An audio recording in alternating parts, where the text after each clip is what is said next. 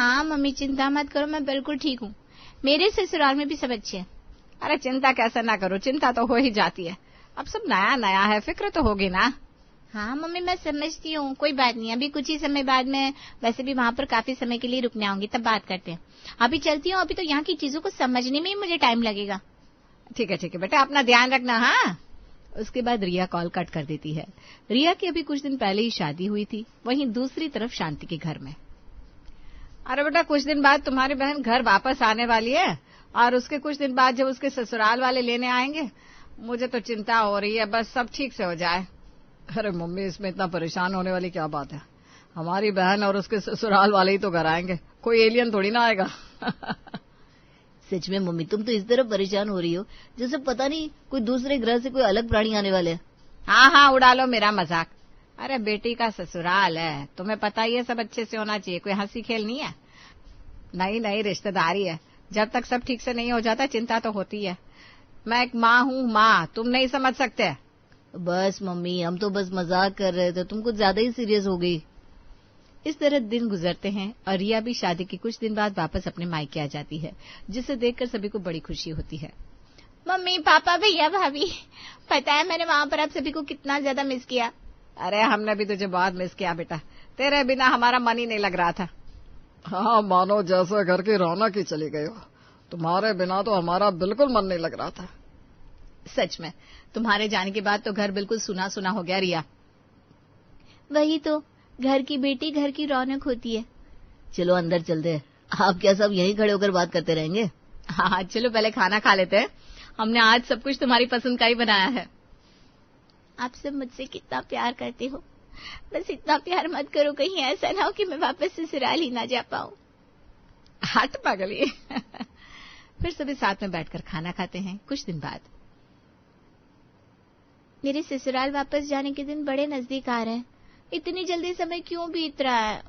कोई बात नहीं रिया, इतना परेशान मत हो, जब मन करे वापस आ जाना। अब ये तो रीत है, जाना तो होगा ही। सही कहा भाभी, इसे रोक तो नहीं सकते। चलो आज हम मार्केट चलते हैं, थोड़ी शॉपिंग करके आएंगे और मजे से खा पी कर आएंगे। तीनों बाजार जाती हैं और ढेर सारी शॉपिंग करने के बाद एक ठेले पर गोलगप्पे खाती हैं। बड़ा मजा आ रहा है, गोलगप्पे ना वाकई बहुत स्वादिष्ट है। आज हमने बहुत कुछ खा लिया है। मेरा भी पेट भर गया है। पूरा दिन घूमने के बाद सब वापस घर आते हैं। रात को रिया अपने कमरे में। मेरा पेट बड़ा भारी भारी हो रहा है, लगता है कुछ ज्यादा ही खा लिया। अब कोई बात में पेट में दर्द ना हो जाए। अरे हाँ, मेरे पास तो चूरन है, चूरन खा लेती हूँ। रिया अपने बैग से चूरन की डिब्बी निकालती है और उसे खाकर अब ठीक है। इस तरह दिन गुजर रहे थे। कुछ दिन बाद रिया के पास उसके पति रोहन का कॉल आता है। अच्छा, तो मैं पूछ रही थी कि मम्मी पापा जी कब तक आएंगे? परसों तक आ जाएंगे। ठीक है, मैं सबको बता दूंगी। कॉल कट करने के बाद रिया शांति के पास जाती है। मम्मी, परसों मम्मी जी और पापा जी दोनों आ रहे हैं, यहाँ पर 15 दिन रुकेंगे। क्या कहा? और ये बात तुम मुझे अब बता रही है? अब क्या बता रही है, आपको तो शुरुआत से पता है ना, वो दोनों यहाँ पर 15 दिन रुकने आएंगे। ये तो हमारे यहाँ का रिवाज है, जब पहली बार बहू को मायके से लाया जाता है तब उसके ससुराल वाले 15 दिन उनके घर पर आकर रुकते हैं। अरे हाँ भाई, मुझे रिवाज का ज्यादा पाठ पढ़ाने की जरूरत नहीं है, मुझे सब अच्छे से पता है। तेरी माँ हूँ, मेरी भी ऐसे ही रस्म रिवाज में शादी हुई थी। तो फिर इतनी हैरानी से मुझसे क्यों पूछ रही थी? अरे मैं इसलिए हैरान हो रही थी कि तूने मुझे ये क्यों नहीं बताया कि परसों ही तेरे ससुराल वाले आ रहे हैं। परसों तक के लिए तो कितना कम समय है, हमें कितनी सारी तैयारी करनी होगी। हे भगवान, मुझे अभी शुरू करना होगा। मैं भी यहाँ क्यों बैठी हूँ, यहाँ बैठकर सिर्फ समय बर्बाद कर रही हूँ। अरे माताश्री, बस शांत हो जा, इतना ज्यादा हड़कंप मचाने की जरूरत नहीं है। अरे चुप कर, तुझे क्या पता हम लड़की वाले हैं, हमें लड़के वालों का किस तरह धूमधाम से स्वागत करना चाहिए तू नहीं जानती। हाँ तो पर मैं मदद करवा दूंगी ना। हाँ, अगर तेरे भरोसे काम सौंप दिया ना तो हो गया, वो तो 1 साल से पहले। मुझे खुद ही सब करना होगा। पायल, नेहा, यश, आरव, कहाँ हो? सबके सब जल्दी से इधर आओ। शांति सबको आवाज लगाकर बुलाती है और सब दौड़े आते हैं। क्या हुआ मम्मी, इतनी हड़बड़ाहट में हमें यहाँ क्यों बुलाया, कुछ बात है क्या? अरे रिया के ससुराल वाले परसों ही आ रहे, हमें अभी ही जल्दी से तैयारी शुरू करनी होगी। क्या कहा, परसों आ रहे? ये तो बहुत कम समय है तैयारी करने के लिए। बिल्कुल सही कहा, हमें अभी ये सब जल्दी जल्दी शुरू करना होगा। अरे हमें तो अभी घर भी सजाना है, बहुत सारी शॉपिंग भी करनी होगी। आपने हमें पहले क्यों नहीं बताया मम्मी? अरे इस मूर्ख ने मुझे खुद अभी बताया है। मम्मी ऐसा मत बोलो, मेरी शादी हो गई है। हाँ तो जो आदमी मूर्ख होता है वो शादी के बाद भी मूर्ख ही रहता है, शादी के बाद बदल थोड़ी ना जाता है। हाँ, अब जैसे गधा तो हमेशा गधा ही रहता है, शादी हो या ना हो। भैया मेरा मजाक क्यों उड़ा रहे हो? अरे मैं तो बस मजाक कर रहा हूँ, गुस्सा मत हो। मैंने तुम्हें कुछ थोड़ी ना बोला है, मैं तो बस उदाहरण दे रहा था। मुझे नहीं चाहिए इतना बुरा उदाहरण। अच्छा चलो ये सारी बातें छोड़ो, यश और आरव बेटा तुम दोनों बाजार जाओ और रिया के ससुराल वालों के लिए खूब सारी शॉपिंग करके आओ। मैं अभी तुम्हें लिस्ट तैयार करके देती हूँ। हाँ, हम भी रसोई के सामान की लिस्ट देते हैं जो हमें खाना बनाना है, और ढेर सारी मिठाइयाँ भी, साथ में घर के साज सजावट का सामान भी लेकर आना है। ठीक है भाई, शांति से बैठ जाते हैं और लिस्ट तैयार करते हैं। तो लो जी, एक लंबी चौड़ी लिस्ट बनकर तैयार हो जाती है। सभी हड़बड़ाहट में अपना अपना काम शुरू कर देते हैं उन्हें देखकर। देखो तो जरा मेरे ससुराल वालों के लिए कैसे हड़बड़ा रहे हैं, शांति नहीं है। उनका कैसे ग्रैंड स्वागत हो रहा है और मेरा कितना सिंपल स्वागत हुआ था। बस हर कोई घर को सजाने में लग जाता है, अच्छे से घर की साफ सफाई होती है, उसे डेकोरेट किया जाता है। आखिर वो दिन आ जाता है जब रिया के ससुराल वाले आ रहे थे। वहां से रिया की सास और ससुर जी आए थे। लो जी, हम पहुंच गए। दरवाजे पर खड़े सबसे पहले उनकी आरती उतारी जाती है, उनका तिलक लगाकर घर में स्वागत किया जाता है। रिया भी आकर पैर छूती है। जीती रहो बेटा। आइए आइए, अंदर आइए। अंदर आने के बाद आप यहाँ सोफे पर बिराजिए, आइए। सभी सोफे पर बैठ जाते हैं। तब उनके लिए चाय नाश्ता लाया जाता है। चाय नाश्ते में अलग अलग तरह की चीजें थी, जैसे कि समोसे, अलग अलग तरह के पकौड़े, 5 तरह के बिस्किट, 5 तरह के नमकीन, साथ ही ढेर सारी मिठाइयां जैसे रसगुल्ले, काजू कतली, गुलाब जामुन, अलग अलग तरह की बर्फियां। वाह जी वाह, कितनी अच्छी तरह स्वागत किया हमारा आपने, काफी मेहनत की है। अरे नहीं नहीं, ऐसा कुछ नहीं है, ये तो बस ऐसे ही। चाय नाश्ता होने के बाद मैं तो बहुत थक गई हूँ, थोड़ी देर आराम करना चाहती हूँ। जी जी, आप चलिए, हम आपको आपका कमरा दिखाते हैं। आप मेरे साथ चलिए ना मम्मी जी। जब महिला डिपार्टमेंट वहां से चला जाता है तब अंकल जी, क्या आपको भी थोड़ी देर आराम करना है? आप भी थक गए होंगे, कमरे में चलें? अरे नहीं नहीं बेटा, मैं बिल्कुल नहीं थका हूँ, मैं अभी भी बिल्कुल जवान हूँ, मुझे इतनी आसानी से थकावट नहीं होती। तब महेश आरव के पैर पर थप्पड़ मारते हुए कहता है, अरे तुम बताओ अपने बारे में कुछ, क्या चल रहा है जिंदगी में? अब कुछ नहीं अंकल जी, बस सब ठीक चल रहा है। बस इतनी जल्दी बात खत्म कर दी तुमने, लगता है शर्मा रहे हो। कोई बात नहीं, कुछ दिन मेरे साथ रहोगे तो सब सीख जाओगे। मैं तुम्हें अपने जीवन के बारे में कुछ बताता हूँ कि मेरे साथ क्या चल रहा है। बस महेश की गाड़ी पटरी पर कुछ ऐसे चढ़ती है कि रुकने का नाम ही नहीं लेती। अगले 2 घंटे तक वो लगातार अपने जीवन की जीवनी के बारे में बताते रहते हैं। तुम्हें पता है उसके बाद क्या हुआ? अब बता ही दो अंकल जी, उसके बाद क्या हुआ? अरे वह गड्ढे में गिरते गिरते बचा। इतने में पीछे से एक आदमी भी दौड़ता आ रहा था, मुझे उसका धक्का लगा और हम दोनों साथ में उस गड्ढे में गिर गए। बस फिर पूछो मत क्या हुआ। क्यों, आपको किसी ने गड्ढे से बाहर नहीं निकाला था? अगर बाहर नहीं निकाला होता तो मैं यहाँ होता क्या? अरे रात होने तक हम वही रहे। वो तो जब हमारे घर वालों ने हमें ढूंढा तब जाकर हम उस गड्ढे से बाहर निकले। अरे रे, ये तो बहुत बुरा हुआ, लेकिन शुक्र है आप उस गड्ढे से बाहर निकल लिए। अंकल जी, आप थोड़ा आराम कीजिए, फ्रेश हो जाइए। अरे बेटा, मैंने कहा ना मैं बिल्कुल ठीक हूँ, मुझे इतनी आसानी से थकावट नहीं होती क्योंकि मैं अपना देसी चूरण खाता हूँ। महेश चूरण की डिबिया निकाल कर सबको दिखाता है। मैं तो कहता हूँ तुम्हें भी ये चूरण खाना चाहिए, सेहत के लिए बहुत अच्छा होता है।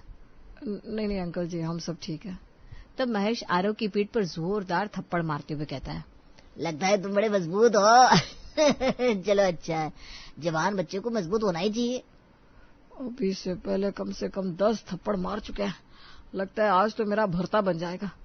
कई घंटे बोलने के बाद महेश कहीं जाकर चुप होता है। थोड़ी देर बाद जाकर वो अपने कमरे में फ्रेश होने जाता है। तब सोफे पर बैठे सभी की कमर अकड़ गई थी, सोफे पर थोड़ा लेटते हुए। अरे भैया, हमें कैसी मुसीबत में फंसा दिया है, इतना भी कोई बोलता है क्या? वो भी इतनी जोर जोर से, मेरे तो कान के पर्दे फटने वाले हैं। तुम्हारा सिर्फ कान का बुरा हाल है, मेरा तो कान के साथ साथ कमर पैर सबका हाल पूछो मत। और मेरी तो कमर अकड़ गई भाई, मैं थोड़ी देर जाकर कमरे में लेट जाता हूँ। शाम को खाना खाते समय, चलो खाना तो हो गया, बड़ा अच्छा खाना बनाया था बेटा तुमने। जी शुक्रिया। अच्छा, क्या तुम्हें सब कुछ बनाना आता है? इडली डोसा उत्तपम सब? मैं भी कितना पागल हूँ, सब कुछ बनाना कैसे आता होगा। दुनिया में भी लाखों तरह का खाना होता है। जी अंकल जी, वैसे तो सब आता है, लेकिन आजकल ऑनलाइन सब मिल जाता है ना, ऑनलाइन रेसिपी देखकर सब बना लेते हैं। कोई बात नहीं, मैं तुम्हें खाने से रिलेटेड एक बहुत फनी बात बताता हूँ, तुम खुद की हंसी रोक नहीं पाओगी। अच्छा मेरा हो गया, मैं थोड़ी देर कमरे में जाकर आराम कर लेती हूँ। रुको ना मम्मी जी, मैं भी साथ में चलती हूँ। बस अब खाने पर भी अगले 1 घंटे तक महेश का लेक्चर चालू हो जाता है। सभी बड़े परेशान हो गए, लेकिन इस बार यश उनके बगल में बैठा था और इस बार उसकी कमर और पैरों पर थप्पड़ों की बौछार फिर से चालू। ये भगवान, मैं तो गलत फंस गया। पर तुम्हें पता है, मुझे तो इटली में भी खाना बनाने का ऑफर मिला था, लेकिन मैंने रिजेक्ट कर दिया। मैं अपने देश को छोड़कर कहीं नहीं जाऊंगा भाई। वैसे तो मैं इंजीनियर बहुत अच्छा हूँ, लेकिन बस मैंने आगे इंजीनियरिंग की नहीं। अच्छा है नहीं किए, और दुनिया का भला हो गया, वरना जिस तरह ये इतनी बड़ी बड़ी बातें फेंकते हैं, इंजीनियर बनने के बाद अलग अलग इन्वेंशन से लोगों को ही फेंक देते हैं। तो बेटा, तुम्हें मेरी बात समझ में तो आई ना? जी जी, बहुत अच्छे से, बिल्कुल समझ में आ रही है। अच्छा बेटा, 11 बजने वाले, बात करते करते समय का कुछ पता नहीं चला। बाकी बातें मैं तुम्हें कल बताता हूँ, अभी मैं सोने जाता हूँ। जी अंकल जी, बहुत देर हो गई, आप आराम कर लीजिए। और हमें भी करने दीजिए। अच्छा, मैं तुम्हें अपने चूरण के बारे में बताना तो भूल ही गया। क्या तुम खाना पसंद करोगी? नहीं अंकल जी, मैं बिल्कुल ठीक हूँ। महेश के जाने के बाद सभी थोड़ा सांस लेते हैं। हे भगवान, ये सब क्या था, मैं तो पागल हो गई। सच में कोई इतना भला कैसे बोल सकता है, वो भी इतनी सारी बातें कहाँ से आती है दिमाग में। अरे तुमने तो उसे कभी सुना है, हम तो सुबह से सुन रहे हैं। इतना सुन सुनकर मेरे कानों से खून बहने लग जाएगा। इसीलिए मुझे समझ में आया कि क्यों उनकी पत्नी पहले ही थकान का बहाना बनाकर भाग जाती है और उनके साथ साथ रिया भी पीछा छुड़ाकर भाग जाती है। हाँ सच में। इस तरह महेश अगले कई दिनों तक उन्हें अपनी बातों से परेशान करता है और बार बार अपने चूरण का प्रचार करता है। कुछ दिन बाद यश और आरव छुपते छुपाते कमरे की तरफ जा रहे थे, लेकिन अरे बेटा, तुम दोनों काम से वापस आ गए, आओ आओ आओ, यहाँ बैठो यहाँ बैठो। अब उन्हें मना तो नहीं कर सकते। जी अंकल जी। दोनों डरते हुए सोफे पर काफी दूरी बनाकर बैठते हैं, लेकिन महेश खुद उठकर उन दोनों के बीच में आकर बैठ जाता है और एक साथ दोनों की कमर पर थप्पड़ मारते हुए कहता है, आज मुझे भी अपने पुराने दिन याद आ गए, जब मैं तुम्हारी तरह जवान था और हर रोज इस तरह नौकरी से घर वापस आता था। अच्छा बताओ, पहले चूरन लोगे? नहीं अंकल जी, हम ठीक है।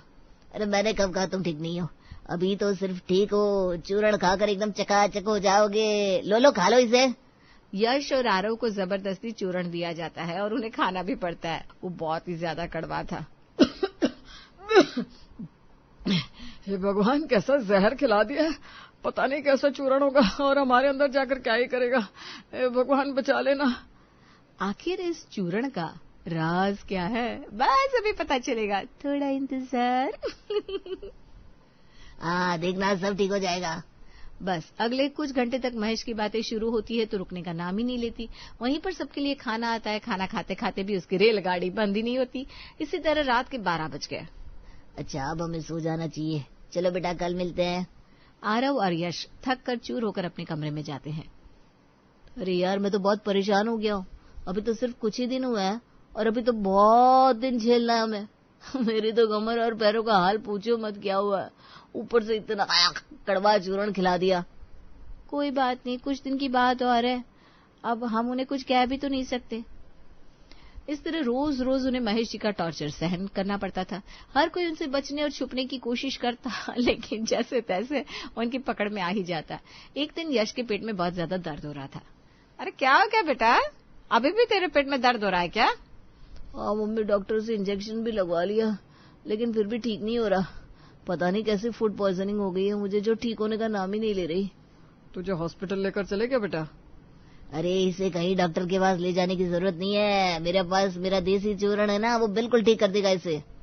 देसी चूरण का नाम सुनकर कोई कुछ नहीं कहता, क्योंकि किसी को उनकी देसी चूरण पर विश्वास ही नहीं था।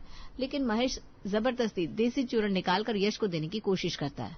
नहीं, मुझे नहीं खाना, ये बहुत कड़वा है। अरे जितना कड़वा इतना ज्यादा असर। चल चल चल जल्दी खा ले। महेश जबरदस्ती यश को देसी चूरण खिला देता है। कितना ज्यादा कड़वा है। कड़वी चीजें अच्छी होती है बेटा, अभी तुम्हें खुद ही पता चल जाएगा। और सच में थोड़ी देर बाद यश को आराम हो जाता है। वाह, ये तो बहुत अच्छी चीज है। इससे मुझे कितनी जल्दी आराम हो गया। मैंने तो पहले ही कहा था। अरे मेरे देसी चूर्ण का कोई मुकाबला नहीं है, सदियों से चलता आ रहा है। हमारा पूरा परिवार यही खाता आया है। चाहे कोई भी बीमारी क्यों ना हो, कैसा भी दर्द क्यों ना हो, सब ठीक कर देता है। जहाँ पहले किसी को भी उनके चूर्ण पर विश्वास नहीं हो रहा था, अब हर कोई छोटी छोटी चीज के लिए उस चूर्ण को ही ले रहा था। बस अब जरा अपना देसी चूर्ण देना, मेरे सिर में बड़ा दर्द हो रहा है। हाँ जी बिल्कुल, लीजिए, ये है ही बहुत अच्छा। देसी चूर्ण खाकर रमेश के सिर का दर्द भी छूमंतर हो जाता है। इस तरह सभी को उस देसी चूर्ण की इतनी आदत पड़ गई कि एक तरफ हर किसी को महेश के वापस जाने का बेसब्री से इंतजार था, वहीं उसके चूर्ण के बगैर कोई रह भी नहीं पा रहा था। जब आखिर में असल में महेश के जाने का दिन आता है। अच्छा ठीक है, आप सबके साथ रहकर हमें बड़ा अच्छा लगा, अब मैं चलता हूँ। तब यश उसे रोकते हुए कहता है, अरे रुकिए ना अंकल जी, कहाँ जा रहे हैं? मैं जानता हूँ मेरे बिना रहना बड़ा मुश्किल है, लेकिन क्या कर सकते बेटा, घर तो जाना ही होगा। अब हमेशा तो मैं यहाँ रुक नहीं सकता। नहीं आप जाइए, लेकिन अपना देसी चूर्ण देते जाइए ना, हम उसके बिना नहीं जी सकते। हाँ जी बिल्कुल, उसके बिना जीना मतलब जिंदगी हम सोच ही नहीं सकते। सच में अंकल जी, इससे ज्यादा असरदार चीज मैंने कभी देखी नहीं। बस चूर्ण देकर चले जाइए आप। अच्छा ठीक है, अभी रख लो, एक ही डब्बी बची है, बाद में आकर और जरूर दे दूंगा, और सबसे मिलने जरूर आऊंगा। इसी के साथ महेश अपने परिवार के साथ चला जाता है। ये कभी वापस आएंगे और हमें इन्हें झेलना पड़ेगा दोबारा। अब क्या कर सकते हैं, मजबूरी है, रिश्तेदारी है, रिश्ता नाता भी तो नहीं तोड़ सकते। उम्र भर का साथ जो जुड़ गया है। अरे कोई बात नहीं, इस देसी चूर्ण के लिए तो कुछ भी बर्दाश्त कर लेंगे अब हम। हाँ बिल्कुल। किशन लाल जी, आप मेरी बात का यकीन करें या ना करें, लेकिन सच्चाई तो यही है कि बेटे जब माँ बाप का घर छोड़कर बाहर निकलते हैं ना, तो वो सिर्फ घर ही नहीं बल्कि माँ बाप को भी छोड़ देते हैं। बिहारी तुम भी ना क्या फालतू की बातें करते हो। बात तो संस्कारों की होती है। बेटा चाहे साथ रहे या घर से बाहर, अच्छे संस्कार ही उसे माँ बाप की याद दिलाते हैं। किशन, आजकल संस्कारों से ज्यादा सुविधाओं को देखा जाता है, और वैसे भी यहाँ से अच्छा कहीं जीवन मिलेगा तो कोई क्यों लौटेगा। तुम कुछ भी कहते रहो, मेरा बेटा ऐसा नहीं है। वो तो यहाँ पर ही नौकरी करके खुश है और सुविधा भी पूरी है यहाँ पर। मैं तो भुगत कर बैठा हूँ, इसलिए तुम्हें आगाह कर रहा हूँ। बेटा बहू की बातों में आकर घर तो छोड़ ही देगा और अपने बूढ़े माँ बाप को भी नहीं देखेगा। तुम्हारा बेटा वापस नहीं आया तो इसका मतलब ये थोड़ी ना है कि दुनिया भर के बेटे ऐसे ही हों। हाँ, हमारा बेटा बहुत अच्छा है भाई साहब। ठीक है, जैसा आप मानो। मैं तो दुनिया का नियम बता रहा था। ये नियम होता होगा दुनिया में, हमारे बेटे और बहू हमारे साथ ही रहेंगे। अच्छा ठीक है, मैं अब चलता हूँ। जब भी बात बेटे और बहू की आती थी, किशन लाल और सुषमा सीना चौड़ा करके उनकी तारीफ करते थे। पापा सुनिए, मैं ऑफिस जा रहा हूँ। माँ, पापा को क्या हुआ, बात क्यों नहीं कर रहे हैं? अरे तेरे पापा का मूड खराब है थोड़ा। मूड खराब है? लेकिन किस लिए? गुप्ता जी आए थे, कह रहे थे उनका बेटा तो हाल चाल तक नहीं पूछता। दूसरे शहर में जाने के बाद अगर तू भी कहीं चला गया तो इन्हें भूल जाएगा। अरे यार पापा, कितनी बार कहा है कि उनकी बातों को इतना ध्यान से मत सुना करो। वो तो कुछ भी कहते हैं। क्या पता क्या कहते हैं, अगर तू भी चला गया तो। नहीं पापा, मैं आप लोगों को छोड़कर कहीं नहीं जाऊंगा। लो सुन लो, अब तो खुश हो ना? हाँ खुश हूँ। जा बेटा, तू ऑफिस जा, वरना लेट हो जाएगा। विवेक ऑफिस के लिए निकल गया। घर में उसकी पत्नी रीना काम में लगी हुई थी। तभी उसकी सहेली छाया घर आई। अरे बहुत दिनों बाद आना हुआ, अचानक से मेरी याद कैसे आ गई? अरे वो हम लोग जा रहे हैं ना। कहाँ जा रहे हो? इनका ट्रांसफर हुआ है ना, तो अब दूसरे सिटी में जा रहे हैं। अपना घर छोड़कर जाने में कैसा लगेगा? छाया बेटी, तुम तो बहुत दिनों बाद आई। हाँ माँ जी, वो अब हम दूसरे शहर जा रहे हैं तो सोचा एक बार रीना से मिलती चलूं। कौन कौन जा रहा है? मैं और मेरे पति, हम दोनों जा रहे हैं। फिर तो तुम्हारी सास अकेली रह जाएंगी। हाँ माँ जी, अब बाहर निकलना है। अच्छी लाइफ चाहिए तो इतना तो करना ही पड़ेगा। वैसे भी सासू माँ ने जीवन बहुत देख लिया है, हमारा तो शुरू हुआ है। सही है, बूढ़े माँ बाप तो बच्चों पर बोझ बन जाते हैं। माँ जी, आप ऐसा क्यों कह रही हैं? वो तो उनके घर का मामला है, और वैसे भी छाया के घर में मेड लगी हुई है सासू माँ का ध्यान रखने के लिए। अच्छी बात है, नया जमाना है, बच्चे नहीं अब बाइयां ध्यान रखेंगी। इतना कहकर सुषमा वहां से चली जाती है। क्या हुआ तेरी सास को? ऐसी बातें क्यों कर रही है ये? मेरी तो सास ने खुद बोला कि बाहर जाओ, उन्हें कोई प्रॉब्लम नहीं है। अरे तू छोड़ ना उन्हें, और बता कब निकलना है? रीना अपनी सहेली से काफी देर तक बातें करती है। शाम को विवेक ऑफिस से घर आता है। वो बहुत ही खुश नजर आ रहा था। माँ, पापा, रीना, कहाँ हो आप सब? जल्दी बाहर आओ। अरे क्या हुआ, क्यों चिल्ला रहे हो? अभी बता रहा हूँ माँ। क्या बात है बेटा, बड़े खुश नजर आ रहे हो। अभी बता रहा हूँ पापा। रीना, ये लो मिठाई सबको बांट दो। क्या बात है, आज किस खुशी में आप पेड़े खिला रहे हैं? खुशी नहीं, बहुत बड़ी खुशी। आपका प्रमोशन हो गया क्या? अरे उससे भी बड़ा कुछ हुआ है। अब बता भी दे बेटा, मुझे तो घबराहट हो रही है। माँ, मुझे कंपनी की तरफ से अमेरिका भेजा जा रहा है। वहाँ ही नौकरी होगी अब मेरी। अरे वाह, ये तो बहुत खुशी की बात है। अमेरिका जाएंगे आप? हाँ रीना, अमेरिका मेरा सपना। पता है कितनी मेहनत की है मैंने कंपनी में ये मुकाम हासिल करने के लिए। मैं बहुत खुश हूँ आज। अपनी माँ को कॉल करके आती हूँ अभी। रीना अपने मायके वालों को खुशखबरी देने के लिए फोन करती है, लेकिन किशन लाल और सुषमा इस बात से ज्यादा खुश नहीं थे। क्या हुआ माँ? पापा, आप लोग इतने शांत क्यों हैं? कोई टेंशन है क्या? कोई टेंशन नहीं है बेटा, तुम लोग खुश रहो, और क्या चाहिए हमें। आप लोग खुश नहीं है मेरे अमेरिका जाने की बात से? नहीं नहीं, मैं तो बहुत खुश हूँ। अपनी माँ से पूछ लो एक बार कि ये क्या चाहती हैं। माँ, आप नहीं चाहती कि मैं विदेश जाऊँ? बेटा, यहाँ की नौकरी भी तो अच्छी है, यहाँ से भी तो घर चल ही रहा है ना। माँ, घर चलाने की बात नहीं है। बात तो ये है कि कंपनी ने इतने लोगों में से सिर्फ मुझे ही चुना अमेरिका के लिए। तू चला जाएगा तो हमारा क्या होगा? अमेरिका कोई पड़ोस में थोड़ी ही है। अगर कल को यहाँ कोई दिक्कत हुई तो कौन संभालेगा? माँ जी, आप इस बात की चिंता क्यों करती हैं? हम भी एक मेड रख लेंगे ना। बहू, तू तो अपनी सहेली की जबान बोलने लगी अब। बेटा, जितनी कमाई हो रही है अभी हम खुश हैं। हमें और कुछ नहीं चाहिए। हमारा परिवार एक साथ रहे बस। वही तो, बुढ़ापे में और क्या चाहिए? बेटा और बहू का साथ रहे बस। लेकिन पापा, वो अमेरिका है। लोग सपने में भी वहाँ जाने का सोच नहीं पाते हैं, और मुझे तो असली में वहाँ जाने का मौका मिल रहा है। अब चलो, इस मुद्दे पर बाद में बात करना। अभी खाना खा ले तू। नहीं, मुझे भी भूख नहीं लगी है। माँ जी, क्या हुआ है आपको? आपका बेटा विदेश जा रहा है, इससे खुश नहीं है आप? आपको पता है कितनी मेहनत की है विवेक ने? बहू, मुझे भी मालूम है मेरा बेटा कितना मेहनती है, लेकिन तू समझ नहीं रही हम क्या सोच रहे हैं। तू तो उसके साथ विदेश ही जाएगी। रीना अपने कमरे में आ जाती है। विवेक का मूड ऑफ हो चुका था। कब जाना है अमेरिका? अगले महीने में। कोई बात नहीं, तब तक माँ जी और पापा जी को मना लेंगे। कैसे मनाएंगे? मुझे तो मुश्किल ही लग रहा है। बच्चों की खुशी से बढ़कर माँ बाप के लिए कुछ नहीं होता। आप चिंता मत कीजिए, मैं मना लूंगी उन्हें। अगर हम अमेरिका में सेटल हो गए ना, तो लाइफ की सारी प्रॉब्लम्स खत्म हो जाएंगी रीना। हम जरूर जाएंगे अमेरिका, आप विश्वास कीजिए मुझ पर। अगले दिन रीना अपने सास ससुर की पसंद का खाना बनाती है और विवेक सुबह सुबह उनके पैर छूता है। ये क्या कर रहा है बेटा? अब अपनी माँ का आशीर्वाद लेने के लिए भी मुझे पूछना पड़ेगा। मेरा आशीर्वाद तो हमेशा तेरे साथ है बेटा। तो फिर माँ, एक बार पापा को मनाओ ना। आप लोग मुझे बताओ ना कि मुझे क्यों नहीं जाने दे रहे हो। इसमें बताने जैसा क्या है? बेटा जब बाप से ऊंचा हो जाता है तो बाप की कोई बात कहाँ चलती है। अब इस घर में कमाने वाला तू है, देख ले जो तुझे सही लगे। मैं आपको नाराज करके नहीं जाना चाहता पापा। मैं कोई नाराज नहीं हूँ, जो तुझे ठीक लगे तू कर। इसका मतलब आप मान गए, मैं अमेरिका जा सकता हूँ? हाँ, लेकिन सिर्फ एक शर्त पर। वक्त वक्त पर हमसे बात करते रहेगा ना? हाँ माँ, आपसे बात किए बिना मैं कैसे रह सकता हूँ।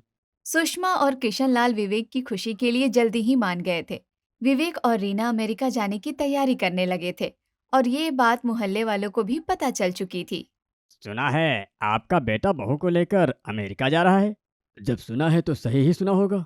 तो आपके चेहरे पर खुशी क्यों नहीं नजर आ रही? आपके बेटे के तो ऊंचे संस्कार हैं। गुप्ता, मेरे बेटे के संस्कार तो ऊंचे हैं ही, और मुझे भी उस पर पूरा भरोसा है। वो अपने माँ बाप को कभी अकेला नहीं छोड़ेगा। ऐसी बात है तो वो बहू को लेकर क्यों जा रहा है? बहू तो आप लोगों की सेवा कर सकती है ना। बहू यहाँ रहेगी तो फिर वहाँ बेटे का ख्याल कौन रखेगा? सब कहने की बातें हैं, कुछ दिन में देखना फोन आना बंद होगा और फिर बेटे बहू का आना भी बंद हो जाएगा। बुढ़ापा अकेले ही कटेगा अब तो आपका भी। भाई साहब, आपसे तो एक ही बात कहूंगी मैं, किसी की खुशी में खुश नहीं हो सकते तो उसे नीचा भी मत दिखाइए। मैं तो बस एक बात कह रहा था। अब चलता हूँ, दवाई लेने जाना है। ऐसे बुढ़ापे में सब काम अकेले ही करने पड़ते हैं अब तो। गुप्ता जी वहाँ से चले जाते हैं और सुषमा किशन लाल की तरफ देखती है। क्या सच में अब हमें अकेले ही जीना पड़ेगा? ऐसे क्यों बोल रहे हो आप? ये गुप्ता तो कुछ भी कहता है। मेरा बेटा सबसे अलग है और खुश हो जाओ, खानदान में से पहली बार कोई विदेश जा रहा है। सही कहा, लोगों का क्या है, बातें तो बनाते ही हैं। धीमे धीमे विवेक के जाने का दिन भी आ जाता है। माँ कहाँ है? वो दिखाई नहीं दे रही। मैं बुलाकर लाती हूँ। रीना अपनी सास के कमरे में जाती है तो देखती है कि उसकी सास चुपचाप आंसू बहा रही थी। माँ जी, आप रो क्यों रही हैं? हम लोग छुट्टियों में आ जाया करेंगे और जब भी आपका मन हो आप फोन कर लेना। अब बुरा तो लगता ही है, बेटे को कभी अपनी आंखों से दूर नहीं किया। दूर ना हो इसलिए उसे कभी पढ़ाई के लिए हॉस्टल तक नहीं भेजा, और आज वो विदेश जा रहा है। बुरा तो लगेगा ही ना। मैं समझ सकती हूँ माँ जी, लेकिन विवेक के करियर के लिए ये जरूरी है। चलिए अब बाहर आकर मिल लीजिए विवेक जी से, हमारे जाने का समय हो रहा है। नहीं बहू, तुम लोग जाओ, मैं विवेक को जाते नहीं देख पाऊंगी। ठीक है, जैसी आपकी इच्छा। रीना बाहर आ जाती है। क्या हुआ, माँ नहीं आई? नहीं, माँ कह रही है वो जाते हुए नहीं देख पाएंगी। तो मैं माँ से मिल के आता हूँ। रहने दे बेटा, तुझे देखकर और रोने लगेगी वो। कल रात से ही रोए जा रही है, मैं उसे समझा लूंगा। ठीक है पापा, अपना और माँ का ख्याल रखना, मैं पहुँचकर फ़ोन करूंगा। रीना चलो, फ्लाइट का टाइम हो रहा है। विवेक और रीना घर से चले जाते हैं। किशनलाल हॉल में सोफे पर बैठे हुए थे। तभी सुषमा जी कमरे से बाहर आती हैं। क्या हुआ, आप इस तरह क्यों बैठे हैं? पता नहीं, कुछ समझ में नहीं आ रहा कि क्या करूं। घर अचानक से सूना लगने लगा है। अब घर में रहने वाले लोग ही नहीं है तो सुना तो होगा ही। चलिए उठिए, ऐसे बैठे रहने से थोड़ी ना कुछ होगा। हाँ, सालों पहले का समय याद आ गया। जब हम गांव छोड़कर इस घर में रहने आए थे, तब मेरे पिताजी भी यही कहते थे कि क्या जरूरत है शहर जाने की, लेकिन कमाई और अच्छे जीवन के लिए मैं शहर आ गया। फिर आज हमारा बेटा भी अच्छे जीवन के लिए ही तो विदेश गया है। हाँ, वो तो है। सुषमा और किशनलाल अपने अपने कामों में लग जाते हैं और मन लगाने के लिए इधर उधर टहलने भी निकल जाते थे। इधर विवेक और रीना अमेरिका में अपने आप को सेटल करने में लगे हुए थे। माँ का कॉल आया था, कह रही थी विवेक से बात नहीं हो पा रही है। मैं बहुत ज़्यादा बिजी था, तुमने उन्हें बताया नहीं क्या? मैंने कहा रात में बात करवाती हूँ। ठीक है, मैं बात कर लेता हूँ। विवेक अपने पापा को फोन करता है। सुषमा, ये लो विवेक का फोन आ रहा है। अरे तो उठाइए ना, कहीं कट ना जाए। हेलो विवेक, कैसा है बेटा? मैं ठीक हूँ पापा, आप कैसे हो और माँ कैसी हैं? मैं भी ठीक हूँ, तुझे फोन किया था, तूने उठाया क्यों नहीं? मीटिंग्स और ऑफिस के चक्कर में फ़ोन को देखना ही भूल जाता हूँ माँ। अच्छा ठीक है बेटा। घर कब आएगा? 2 महीने हो गए हैं तुझे गए हुए। अभी बहुत काम है पापा, इतनी जल्दी आना तो आसान नहीं है। अच्छा बेटा, मैं क्या कह रही थी कि तू दिवाली पर तो आ ही जाएगा ना? पता नहीं माँ, टाइम मिल पाएगा या नहीं, यहाँ बहुत ज़्यादा काम है। अच्छा अब मैं रखता हूँ, आप लोग अपना ख्याल रखिए, ठीक है? अरे बेटा सुन तो, कट गया फोन। बहुत ज्यादा व्यस्त है बेचारा। रीना सुनो, मुझे भी ऑफिस निकलना होगा। लेकिन आप अभी तो आए हो। ऑफिस से कॉल आया था, मीटिंग है। आप थक नहीं जाते क्या? अगर मैं थक गया तो माँ पापा को यहाँ कैसे लाऊंगा? हाँ सही कहा, ठीक है आप जाइए। विवेक ऑफिस के काम में दिन के 20 घंटे व्यस्त रहता था। उसे कभी भी ऑफिस जाना पड़ जाता था। क्या बात है किशनलाल, ये फोन पकड़कर किसका इंतजार कर रहे हो? किसी का नहीं। एक बात कहूँ किशनलाल, बुरा मत मानना। पिंजरे से जो पंछी एक बार उड़ जाते हैं ना, वो कभी लौट कर वापस पिंजरे में नहीं आते। दिल को तसल्ली देने के लिए ये बात अच्छी है भाभी जी। पंछियों को कैद नहीं किया जाता है। अगर पंछी कैद करने के लिए होते तो ईश्वर उन्हें पंख नहीं देते। दिल को तसल्ली देने के लिए ये बात अच्छी है भाभी जी। बहुत मेहनत करता है मेरा बेटा, इसलिए कम समय मिलता है उसे। इतना भी कोई व्यस्त नहीं रहता कि उसे 2 मिनट माँ बाप से बात के लिए टाइम ना मिले। जरूरी नहीं जो तुम्हारे साथ हुआ वही हमारे साथ हो। मैं तो अपने बेटे बहू के भरोसे पर कभी रहा ही नहीं। किशनलाल और सुषमा अपने पड़ोसी गुप्ता की बातें सुनकर सोच में पड़ जाते हैं। कोई बात नहीं, ये तो इस गुप्ता की आदत है। देखना, दिवाली तक हमारा बेटा हमसे मिलने जरूर आएगा। हाँ सही कहा। किशनलाल और सुषमा अपने बेटे बहू का इंतजार करते करते दिवाली की तैयारियों में लग जाते हैं। सुनिए, मैंने सामान की लिस्ट बना दी है, आप जाकर ये सब ले आइए। अपने बेटे बहू की पसंद की सारी मिठाइयाँ बनाऊंगी मैं। अपने बेटे बहू का सब याद है, आज क्या है वो याद नहीं है? हाँ हाँ, आज आपका जन्मदिन है, चिंता मत कीजिए, फोन अपने पास रखिए, कभी भी फोन आता ही होगा उधर से। हाँ, तब तक मैं बाजार हो आता हूँ। किशनलाल बाजार चले जाते हैं। सुनो विवेक, आज पापा जी का बर्थडे है, उन्हें विश कर देना, नहीं तो उन्हें लगेगा कि हम भूल गए। हाँ रीना, मैं कर दूंगा, लेकिन मेरा फ़ोन कहाँ है? आपका फोन मुझे नहीं पता। अरे नहीं, ऑफिस में ही रह गया था कल। चलो अभी जाता हूँ और ऑफिस से ही कॉल कर दूंगा। विवेक ऑफिस के लिए निकल जाता है और ऑफिस जाकर वो मीटिंग में फंस जाता है।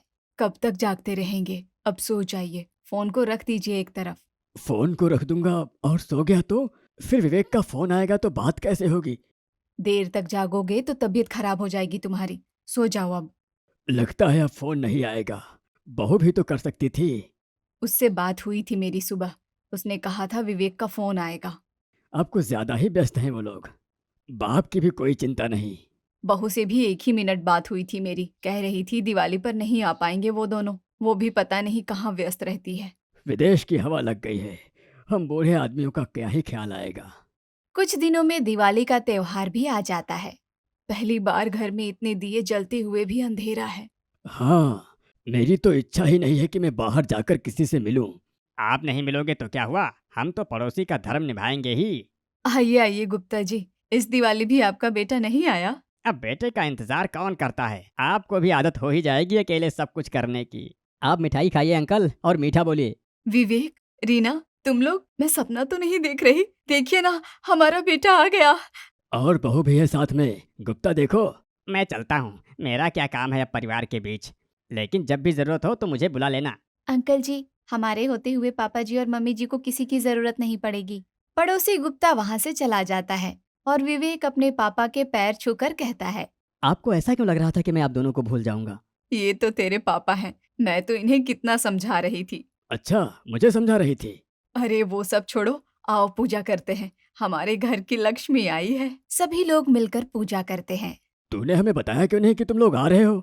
अगर बता देते तो आपके चेहरे पर जो मुस्कान है वो कैसे देख पाते? हाँ माँ जी, आपको नहीं पता विवेक कितना याद करते थे आपको।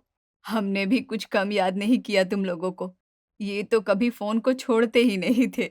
लेकिन अब आप लोग फोन को और हमें याद करना छोड़ दीजिए। क्या मतलब है तेरा? अब तू हमें फोन भी नहीं करेगा? फोन छोड़िए पापा और ये लीजिए। ये क्या है? आप दोनों का वीजा। वीजा? हाँ, आप लोग भी हमारे साथ अमेरिका चल रहे हैं अब। क्या ये सच है? हाँ माँ जी, सच है। आप लोग अब हमारे साथ वहाँ पर ही रहेंगे। अब तो मैं गुप्ता को दिखाऊंगा अमेरिका का वीजा। हाँ हाँ, दिखा देना पापा। बहू, चल मेरी मदद कर सामान पैक करने में। वहाँ तो बहुत सर्दी होगी ना? हाँ माँ जी, चलिए मैं आपको बताती हूँ क्या क्या रखना है। किशन लाल और सुषमा की आंखों में खुशी के साथ आंसू आ जाते हैं और धुंधली आंखों से भी उन्हें अपने बेटे और बहू के मुस्कुराते चेहरों में संस्कार साफ नजर आ रहे थे।